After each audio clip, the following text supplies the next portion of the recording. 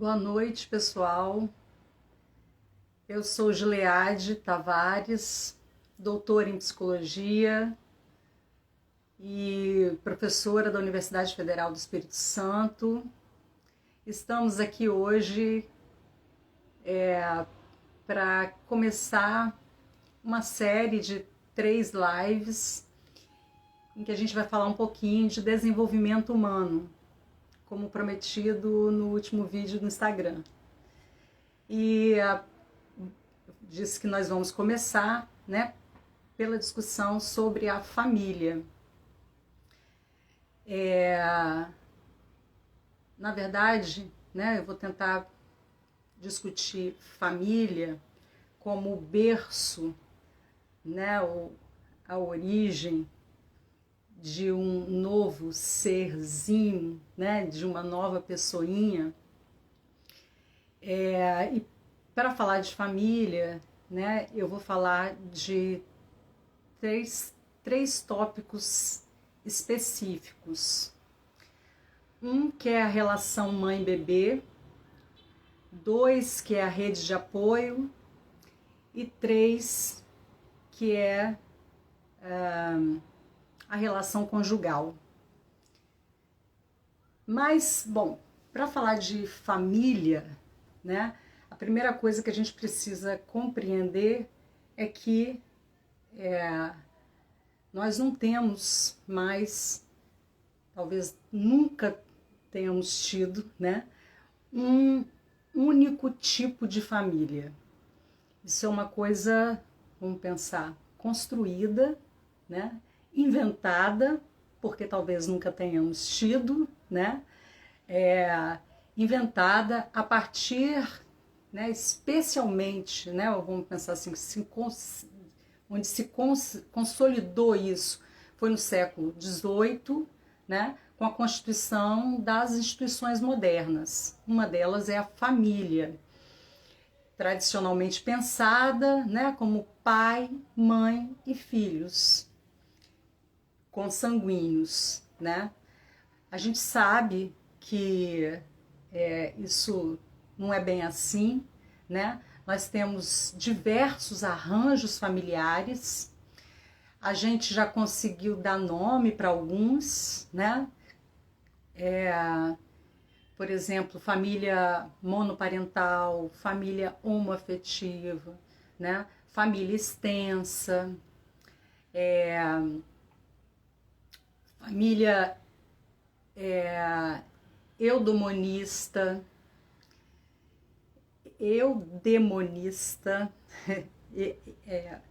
deixa eu ver se eu consegui, eudemonista, que é a família que se constitui sem filhos, sem o desejo, sem a vontade de procriar, e que é absolutamente legítima e pensada como família.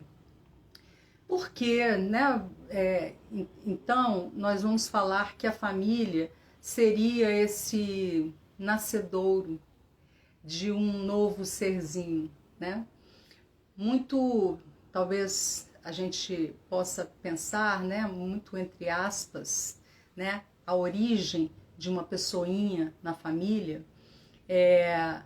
ocorre porque família precisa ser pensado como um espaço em que os laços de afeto, de amor e de compaixão se dão, Então, independente de que tipo de arranjo se faça, o mais fundamental é que haja, caso se tenha aí o desejo de ter filhos, e que pode ser consanguíneos ou não, é importante que a gente entenda que é preciso que haja nesse grupo, ou haja de fato um processo de grupalidade em que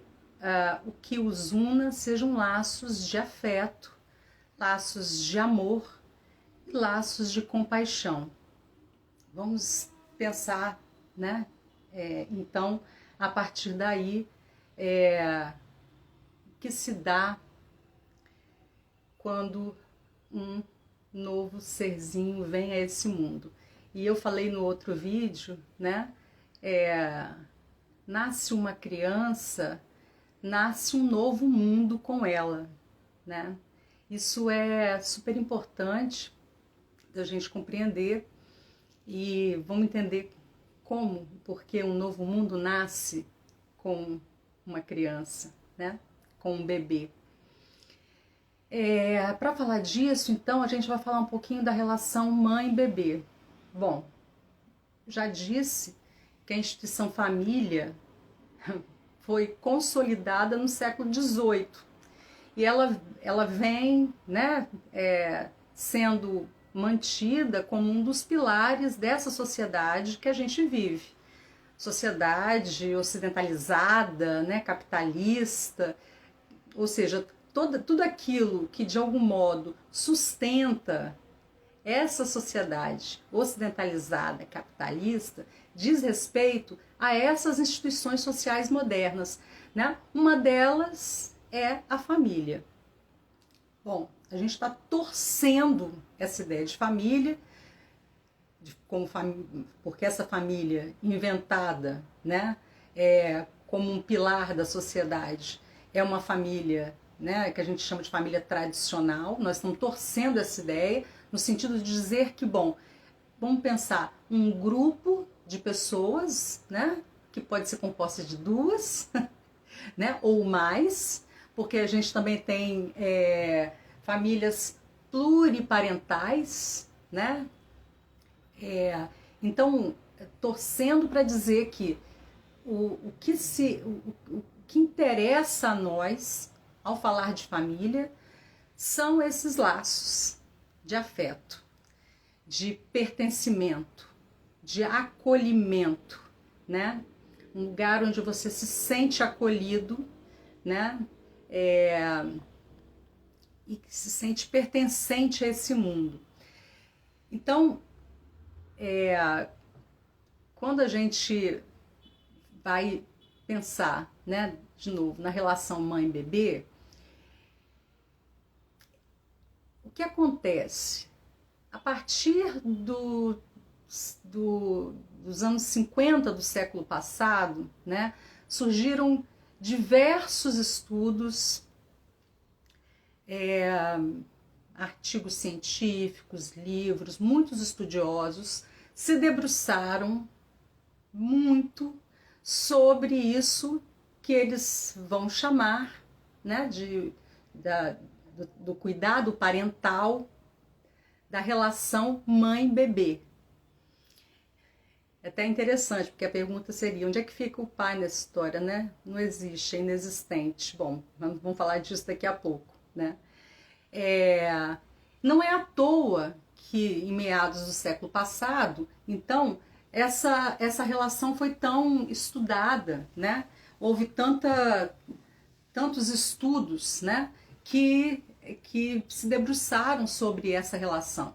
É porque nós, junto com a ideia de família, a concepção de família, né, como instituição moderna, também veio outra instituição, a instituição maternidade. A ideia de que a mulher nasce para ser mãe, né? A ideia de que a mulher, como tem condição biológica de gerar, estaria naturalmente, né, ligada à ideia da maternidade, né, do cuidado parental no sentido da maternidade. Então, essa ideia também é uma instituição, é uma concepção instituída, né? E que dá sustentação também à instituição família. São instituições, todas elas estão interligadas, né? Escola, né? Prisão, fábrica, manicômios, né? Todas essas instituições, elas uma sustenta a outra. E a gente vai infância, instituição infância, né? Agora a gente tem a adolescência, né? Essas são mais contemporâneas, né? E que vão, na verdade, engrossando o caldo, né? Ou os pilares, melhor dizendo, engrossando os pilares dessas instituições modernas. Então, a ideia da maternidade, ou seja, a mulher, por ter condições de gerar um filho, seria naturalmente feita para tê-lo.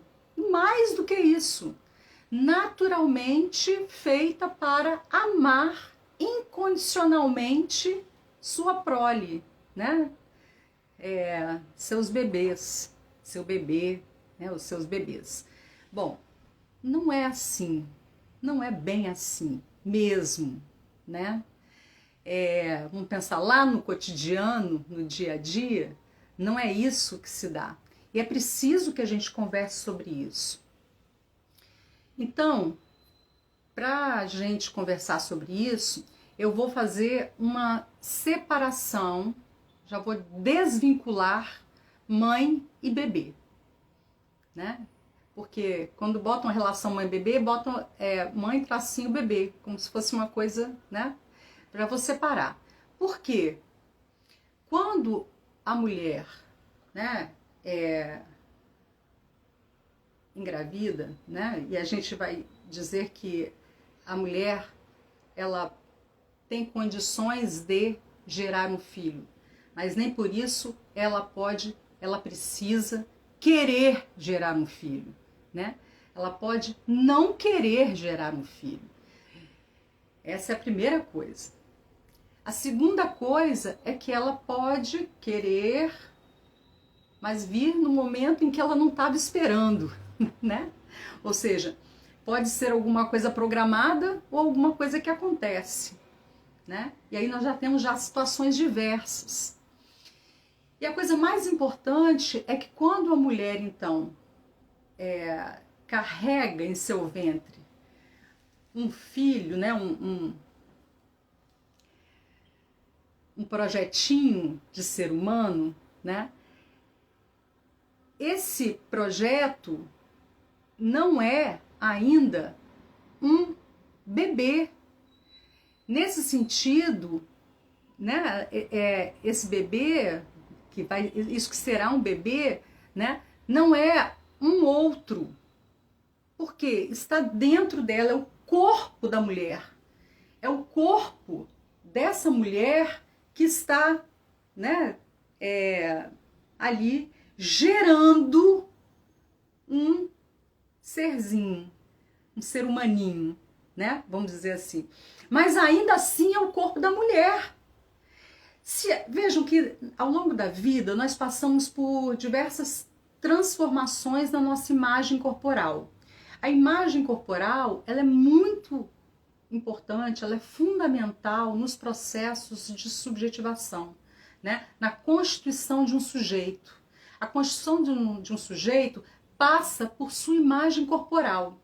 E ao longo da vida nós temos muitas mudanças, é óbvio, as mudanças acontecem o tempo inteiro, porque olha, veja bem, um dia você é criança, você tem um corpo, uma imagem corporal, depois você entra numa fase chamada adolescência, você tem uma outra imagem corporal. Essa é uma mudança drástica, no sentido de que acontece muito rapidamente, né? Se olhar no espelho e perceber-se outro, né?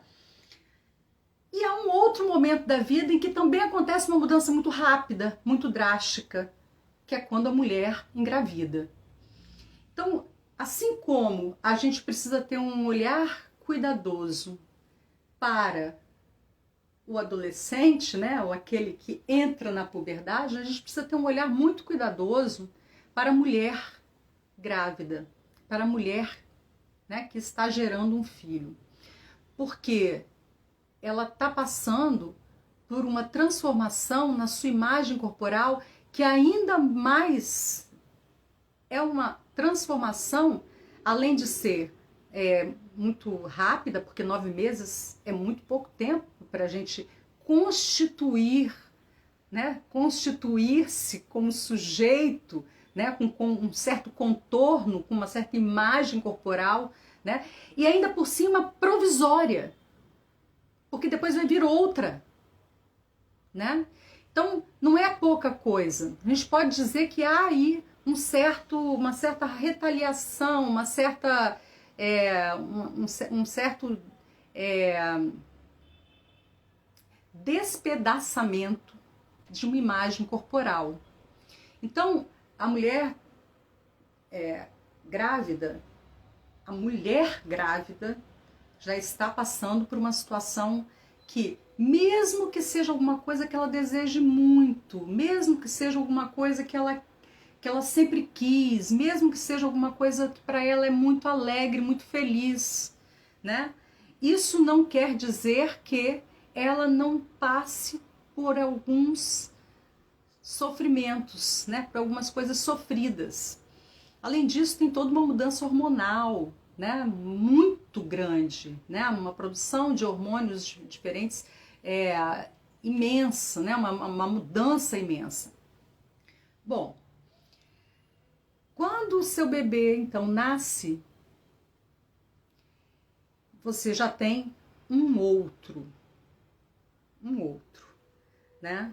Então, veja que essa mulher que passou por uma transformação corporal, passa a ter uma outra transformação e ainda, além disso, ela é constrangida socialmente a ser mãe imediatamente, né?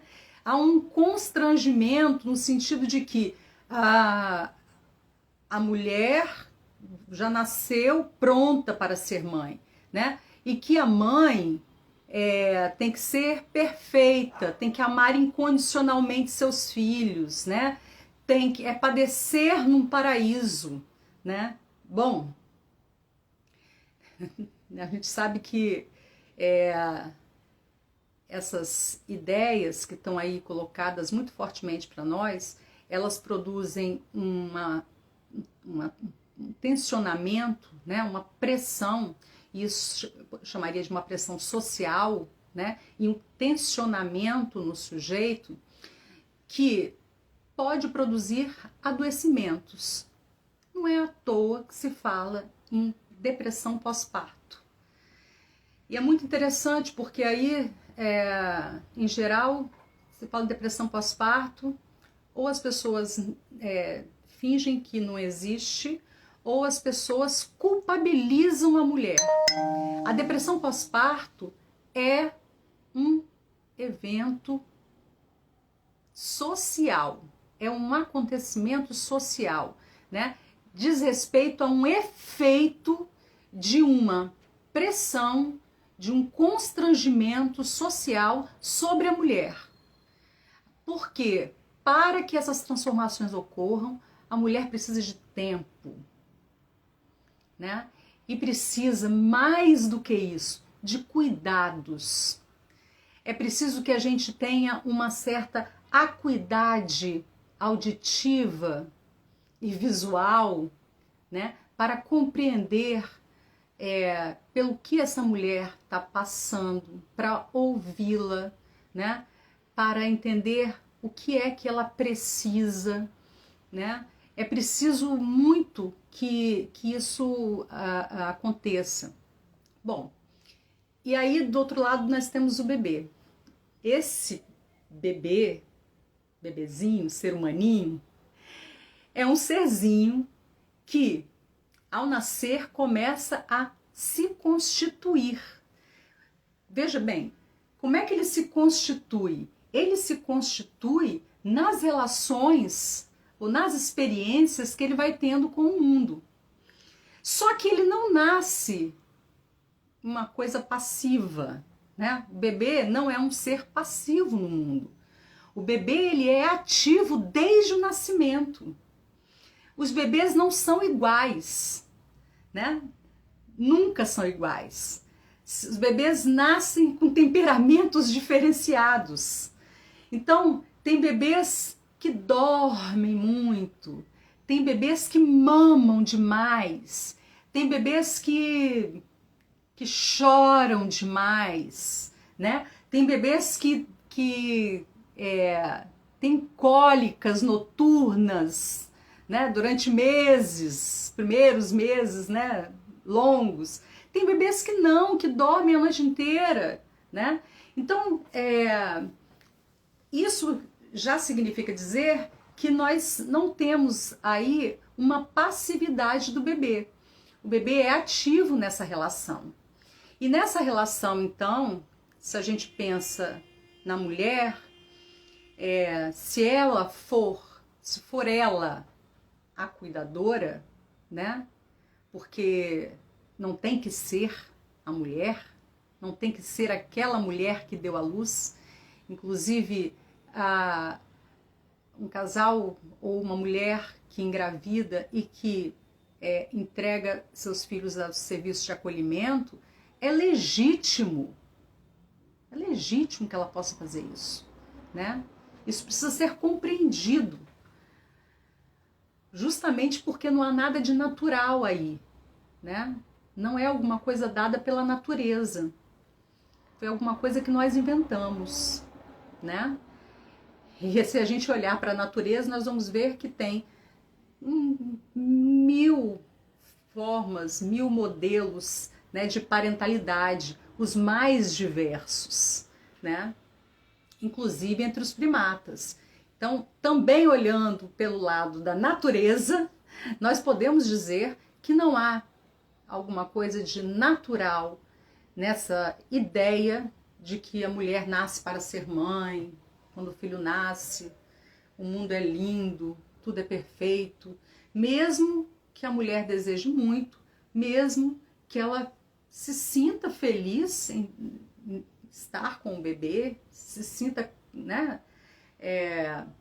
completa no sentido de que alguma coisa que ela desejou muito, né?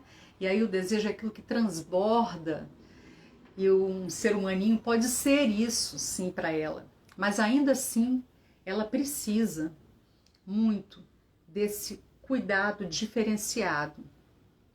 E por que ela precisa desse cuidado diferenciado? Porque esse bebê precisa de um cuidado 24 horas por dia. Uma única pessoa consegue fazer isso? Bom, eu diria que consegue, porque isso acontece.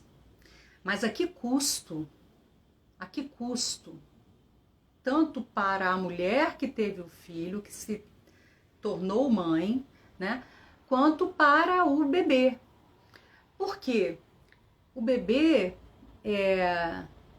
na medida em que ele está aprendendo com o mundo, com as experiências do mundo e precisando de um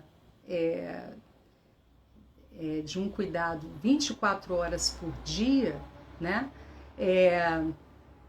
Ele não vai dar descanso, né? Essa é a ideia. Não tem descanso, né? Se tivermos um único cuidador, né? E aí a gente vai falar de rede social de apoio. Bom, primeiro que a gente pensa seria companheiro, a companheira ou o companheiro, né? Que seja a companhia, caso essa mulher tenha essa companhia, que pode ser o pai consanguíneo, né? Ou a mãe consanguínea, mas não precisa. É quem, de algum modo, está exercendo um papel, né, ali de pai, diríamos, né? Quem exerce esse papel ou quem vai estar na companhia dessa mulher. Quando não há essa companhia, a gente pode pensar, por exemplo, né, nos parentes próximos, na avó, no vô, na tia, no tio, na prima, no primo, né? A ideia da família extensa, da família estendida, ela é super importante, né, como rede social de apoio. Na falta dela, uma amiga, um amigo, né, o padrinho, a madrinha, né, alguém que possa estar junto. Então, de novo, um certo processo de grupalidade para o cuidado com o bebê e com essa mulher tornando-se mãe é fundamental. É fundamental. Né? É isso que a gente chama de uma rede social de apoio. Especialmente naquilo que a gente entende como a companhia dessa mulher que está se tornando mãe, né? É fundamental que se compreenda que o bebê, ao vir ao mundo, está se constituindo como um ser humano e, em função disso, todas as suas experiências vão, né, na verdade, constituir esse sujeito, né? O bebê não tem inicialmente uma consciência, mas ele sente. Ele tem um corpo e ele sente, né? Enquanto a gente percebe, no sentido da consciência, embora muitas coisas nos aconteçam e nós não conseguimos perceber, né? E aí eu vou entrar numa outra temática, que é a temática disso que a gente poderia chamar de uma sintonia afetiva, que é o espelhamento. O bebê, ele se constitui nessas experiências com o mundo. Ele é ativo nisso. Tanto ele é ativo que quando a gente se relaciona com o bebê, a gente faz o que muitas vezes? A gente faz uma certa imitação do bebê. Uma certa porque nunca é uma imitação. Não há possibilidade de imitar, né? Porque somos singulares. Mas é um espelhamento. Nós fazemos isso com o bebê. E o bebê faz isso conosco, né? Então, veja, muitas vezes nós não percebemos que estamos alegres, ou não percebemos que nós estamos raivosos, não percebemos às vezes que estamos agressivos, não percebemos que estamos de mau humor, não percebemos que estamos muito cansados, né? Então pense na mulher tornando-se mãe, que está cuidando de um bebê e ela está muito cansada ou está com muita raiva da companhia que não a compreende, não a ouve, não a vê, né? Especialmente não a vê, né? No sentido de que, olha, eu tô aqui e tô precisando de, não é nem ajuda não, tô precisando de alguém junto com, fazendo com, né? Estando com. Essa mulher muito cansada vai pegar o bebê, vai olhar para o bebê e vai falar: ah, que coisinha mais linda, meu filhinho, que lindinho, que bebezinho mais fofo. Mas ela tá com raiva e ela tá cansada. Veja que o bebê, ele só vai poder sentir o corpo dessa mulher. Se for ela, a pessoa que está ali na relação com o bebê. O que ele sente é o corpo. Então ele está sentindo o quê? Ele está sentindo a raiva, ele está sentindo o cansaço, né? Isso pode fazer com que ele chore mais e mais e mais, né? Então, quando a companhia está junto, a gente cria uma relação de cuidado, né? Um cuidado que a companhia tem que cuidar do bebê, cuidar da mãe. A mãe também vai cuidar do bebê e vai cuidar dessa companhia. Então, isso é uma relação de amar. Porque, veja, uma das coisas mais fundamentais que um bebê precisa aprender, ou talvez a primeira coisa que ele precise aprender como humano, como uma pessoa, é amar. E o bebê vai aprender a amar nessas relações. Então, é nessa relação de compaixão, de doar-se e de estar ali. E aí, nesse sentido, né, entra a responsividade. Tem manuais, né, desde o século passado, especialmente, né, eu falei a partir da década de 50, mas até antes disso, existiam muitos manuais, e existem ainda muitos manuais, né, de como cuidar do seu bebê, né? Ele pode ser muito importante, esse manual, no sentido do que você leva para a maternidade, né, do que você deve comprar, né, para ter em casa, no caso de necessidade, né? Agora, o problema é quando ele começa a dizer o que você deve fazer, como deve fazer, né, o que e como, somente na relação é que a gente vai poder saber, né? E quanto mais essa relação tem aí um processo de grupalidade com outro ou outros, é que a gente vai poder, de algum modo, constituir a experiência de amar, um vínculo afetivo de amor. A criança aprende a amar, aprende a reciprocidade, né? No espelhamento com o nosso corpo. Se a gente tá, se a mãe precisa de horas de descanso, a mãe precisa de da hora para tomar seu banho tranquilamente. A mãe precisa alimentar-se bem, né? Outra coisa que eu não falei, mas que eu acho que é importante falar, é sobre a questão da amamentação, né? As pessoas falam, tem também um constrangimento em relação à ideia de que a mãe tem que amamentar os seus filhos. Agora, né, a ideia é toda uma campanha no sentido da amamentação. Claro, a amamentação é muito importante para o bebê, né? É importante em função do vínculo, é importante em função dos anticorpos, né, que a mãe passa para o bebê através do leite materno, né? Mas acontece que há bebês que não pegam o peito da mãe.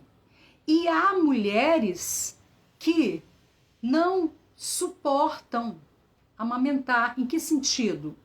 O peito em pedra todo, com quantidade de leite, o leite jorra, né, e ela se molha toda, né? O bebê chora o tempo inteiro, porque quer mamar o tempo inteiro, e aí o mamilo sangra, e a mulher sofre, e aquilo é doloroso, aquilo é doído. Que tipo de vínculo ela vai constituir com seu bebê se ela está passando por isso? Ora, estamos no século XXI, existem outras possibilidades, sim, né? É possível, é preciso que haja uma certa compreensão, no sentido de que a gente vai, né, a mulher pode, né, ela tentar amamentar, é importante, mas não será o fim do mundo para o bebê, para a mulher que está se tornando mãe, não amamentar, caso isso traga sofrimento para ela, para o bebê, né? Então, eu acho que isso é importante, assim, trazer, né? Então, nesse processo de cuidado mútuo, né? Em que um cuida do outro para que possam estar bem quando estiverem cuidando do bebê, né?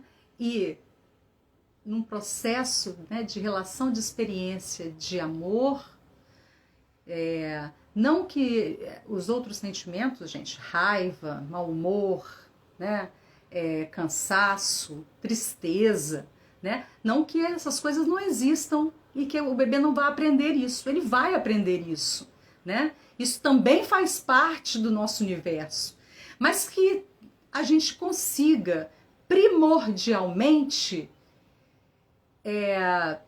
ensiná-lo a amar, né? Como um laço primordial que o bebê constitui nos primeiros anos de vida, que ele tenha esse vínculo de afeto no sentido de um verbo, né? Amar. Não é só um substantivo amor, porque nós não estamos falando só de amor romântico, nós estamos falando de amar no sentido da generosidade com a vida, com os outros, com os próximos, né? Com tudo aquilo que nos rodeia, né? E o bebê aprende com tudo que o rodeia, tudo que está ao seu entorno, né? E que a gente possa estar presente para ele, não só quando ele chora, mas também quando ele sorri. Veja que triste é se um bebê sorri e não tem ninguém lá para sorrir de volta para ele, né? Ou se o bebê está brincando no berço e não tem ninguém lá para brincar com ele e também dar risada com ele, gargalhar com ele.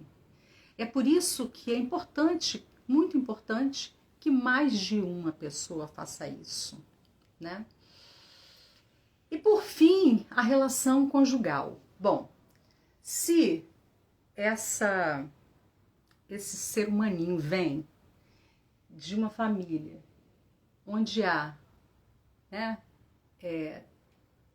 um companheirismo entre dois ou mais que sejam, né, mas que esse grupo, né, tem uma relação conjugal, uma relação sexual, né, uma relação sensualidade, de sexualidade, a gente vai dizer que, em geral, né, o que acontece, a criança nasce, os pais, acabou, eles não fazem mais amor. Né? Ou, muito comum, os pais se separam quando os bebês estão pequenos, né? Em geral, porque, veja, tem alguma coisa aí acontecendo no sentido do cansaço ou da sobrecarga sobre alguém. Alguém está sendo sobrecarregado, né? Então, acho que tem uma coisa interessante, importante de pensar, que é assim, quanto mais esse grupo tá junto nos cuidados com o bebê, mais tempo eles terão também para estar um com o outro. Mais tempo também eles terão para poder se amar. Amar o bebê também vai ajudar a amarem-se, né? Amar um ao outro. E amar também é fazer amor. É fundamental. Um casal com um bebê pequeno, depois de passado um tempo em que a mulher precisa se recompor, se refazer, né? Refazer seu contorno, sua imagem corporal, e é preciso que a sua companhia tenha essa sensibilidade de que a mulher precisa desse tempo, né? Mas passado esse tempo, quando a mulher, né, quiser procurar, e ela vai fazer isso, se tiver aí um cuidado mútuo, né? Essa acuidade da audição, da visão, né? Uma sensibilidade apurada, mais rapidamente, né? E em menos tempo se volta a uma vida onde há possibilidade de uma relação sexual boa, gostosa, saudável, importante para a vida, né?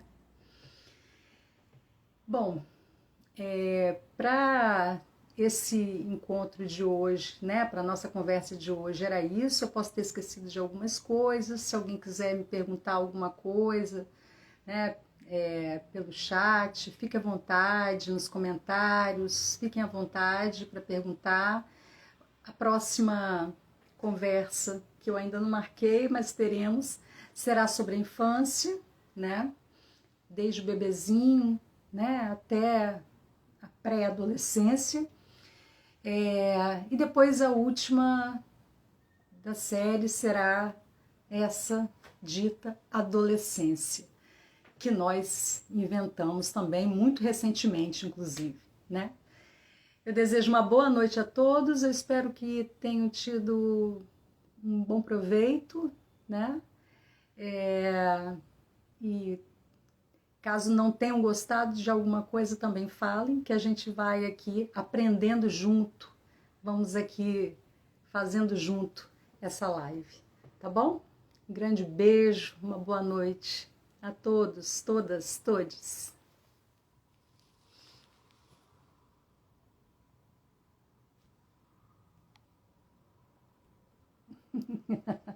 Agora, Gileade, aprende a encerrar, né?